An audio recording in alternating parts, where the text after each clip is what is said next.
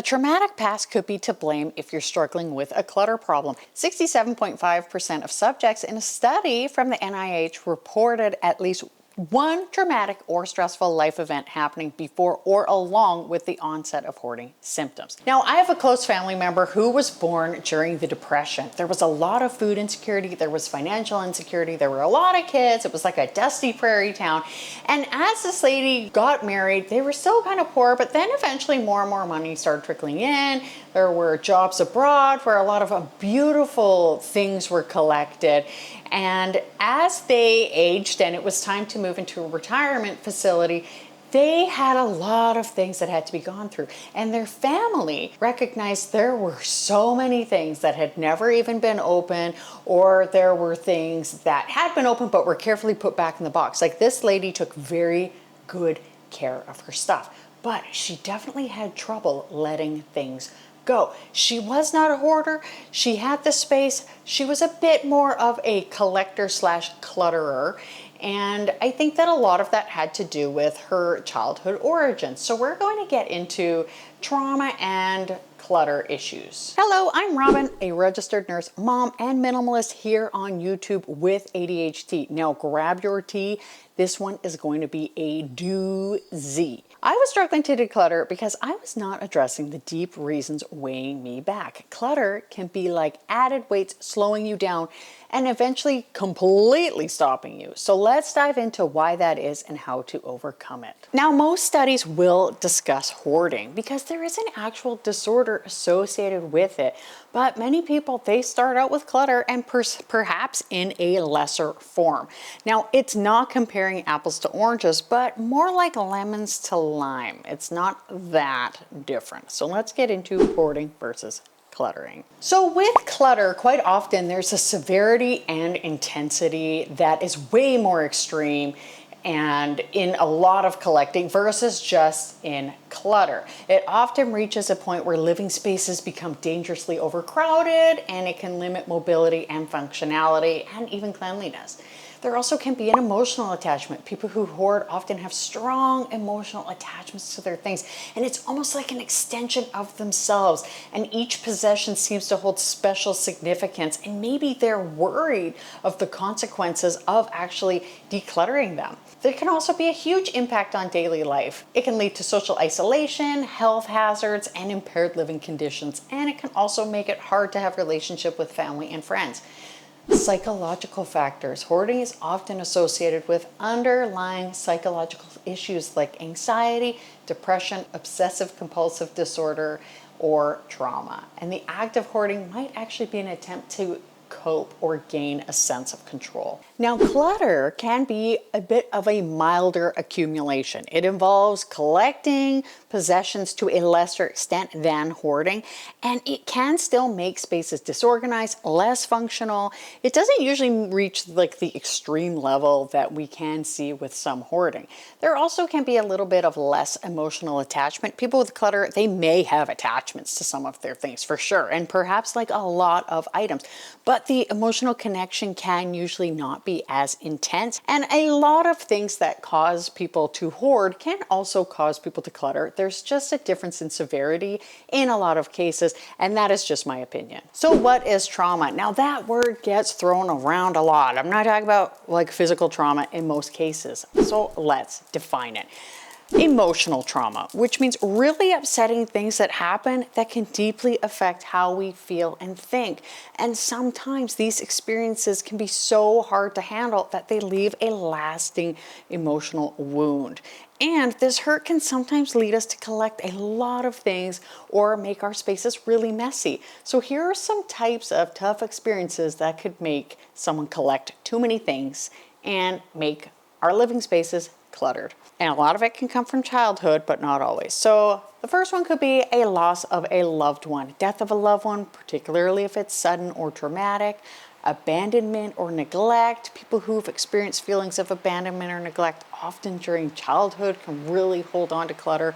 Physical or emotional abuse, natural disasters or accidents that severely affected us, a loss of identity or purpose, maybe some major life changes like retirement or divorce, or change in career can lead to a loss of identity or purpose. There's also complicated grief. Sometimes people, there's a glitch in processing grief. Post-traumatic stress disorder can absolutely be huge. And of course, chronic stress, ongoing stress, such as financial difficulties, work problems, unstable living conditions, can make it very easy to start collecting clutter because we feel like we need to have these things around us for safety or whatever. Now, for me, I was bullied as a kid. And when I was at home, I felt safe. And if I think about my grandma's home, she had things and her kitchen was full of these wonderful things for cooking. And so for me, almost like having cooking things was a representation of safety, which I know is funny, but when we moved into our first home, my husband and I really made it a priority to collect things for the kitchen because it's like I almost felt like that was necessary, and it brought that sense of safety that I had during those years of being bullied. And this is a hard topic for me to talk about. It makes me feel vulnerable, but I think it's really important. There's also childhood trauma. A lot of what I mentioned could fall into that, but like food or financial or housing insecurity can really impact us in our adult years. And then there's generational trauma, which I think is a very important topic.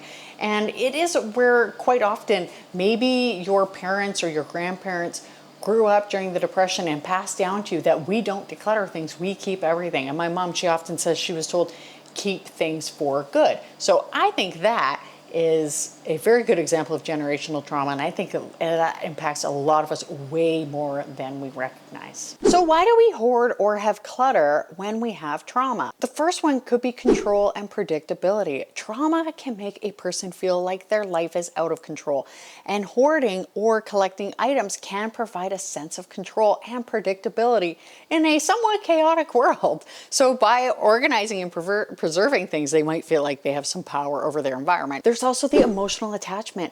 Hoarding or clutter can create a sense of emotional attachment to some objects. And for someone with trauma, these objects might serve as a source of comfort or security. Maybe it represents a connection to a time when they felt safer or happier. I mean, we are complex beings, right? The other thing could be avoiding of painful memories. A lot of people, they don't want to declutter because they're going to have to face those memories and painful things, whether or not it's even, I mean, for me, when I'm decluttering my kids' stuff, it makes me feel sad about the passage of time. So sometimes I can just like put that off. They also could be creating actual barriers in their mind. So they're actually making physical barriers by stacking things up between the individual world and the outside world. Another form of it could be coping with anxiety. Trauma survivors often have a huge heightened anxiety and stress level, and hoarding can become a coping mechanism to manage these completely overwhelming emotions, and it can almost make them feel a bit more secure. Avoiding letting go. We can feel like if we just hold on to those things, then we're not having to let that loved one go or that period in our life go. Like I am going through a huge adjustment right now with my oldest son moving out, and I, believe it or not, have a real sense to hold on to things. So I get it. Another thing could be distorted beliefs. Sometimes we can just have different beliefs about ourselves or the world around us. So we hold on to things. And then there's safety. Our things can feel like safety to us. We can feel prepared. If we had food insecurity as a kid or financial insecurity, housing insecurity, we can feel like we are prepared if we have all of these things. And somebody commented on one of my videos and said, if I declutter these things, what if like there's another pandemic? And it's like, no, you're decluttering things you don't want or use and never will again. That is a thing where a lot of people who have had insecurity in the past really struggle to let things go. Now, the problem with allowing the clutter cycle to continue, it might seem obvious, but maybe not. It can have huge impact on relationships. We're not letting people in. We don't want to have people over. It can impact children who are living in the home or even pets. And it can continue to stress you out. It can also increase health problems, which we can get into, and it also can stall any healing that you have to do with those traumas. I mean, not a lot of people skated out of childhood without something. And I want you to remember though, it is not your fault. You are the only one who can make a change in your life.